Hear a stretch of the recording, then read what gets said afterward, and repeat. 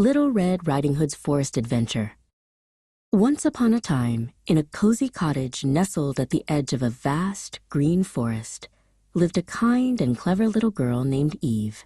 Everyone in her village called her Little Red Riding Hood because she was never seen without the beautiful, scarlet-red hooded cape her grandmother had lovingly made for her.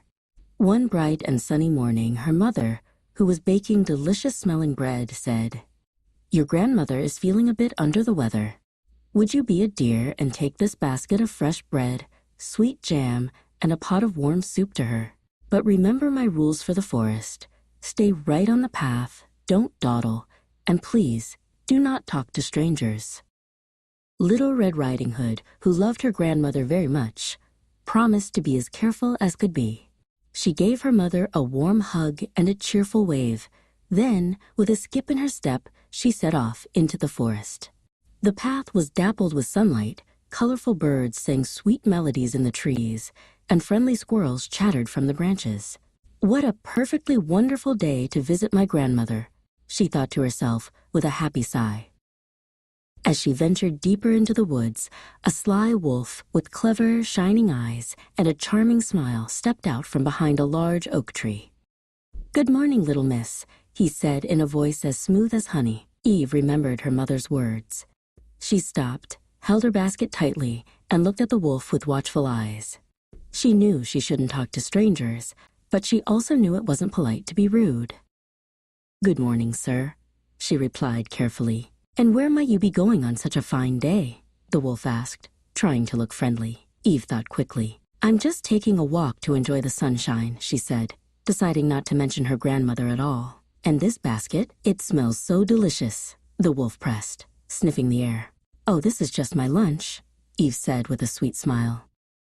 The wolf's tummy rumbled. He needed to get ahead of her. "I have an idea," he exclaimed. "See these beautiful wildflowers? I'm sure your mother would love a bouquet." Eve knew this was a trick to make her leave the path. But then she had an idea.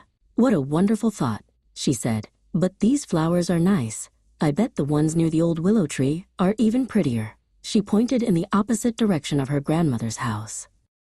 The wolf, thinking he had tricked her, grinned a toothy grin.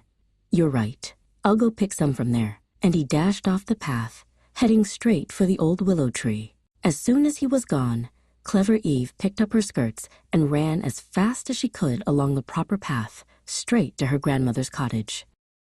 She arrived at the little cottage, breathless. "Grandmother, it's me, Eve. Let me in quickly." Grandmother opened the door, surprised. "My dear, what's the rush?" Eve quickly explained about the sly wolf in the forest. "We must hide," she whispered. "He is very tricky." Grandmother, who was quite clever herself, smiled. "Don't you worry, dearie. We'll teach that wolf a lesson." Together, they propped pillows up in Grandmother's bed and covered them with a blanket to look like a person. Then, they hid in the sturdy wardrobe, leaving the door slightly ajar so they could peek out. Soon, a tired and grumpy wolf, who had found no special flowers by the willow tree, arrived at the cottage. He pushed the door open and tiptoed inside. Seeing the lump in the bed, he licked his lips.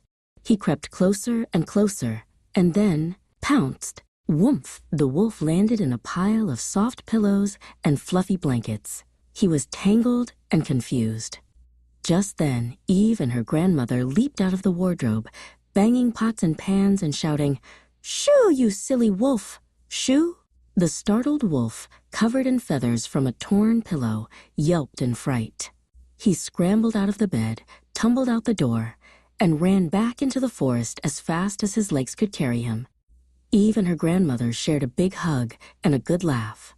And from that day on, everyone in the village knew that Little Red Riding Hood was not just kind, but also the cleverest and bravest girl of all.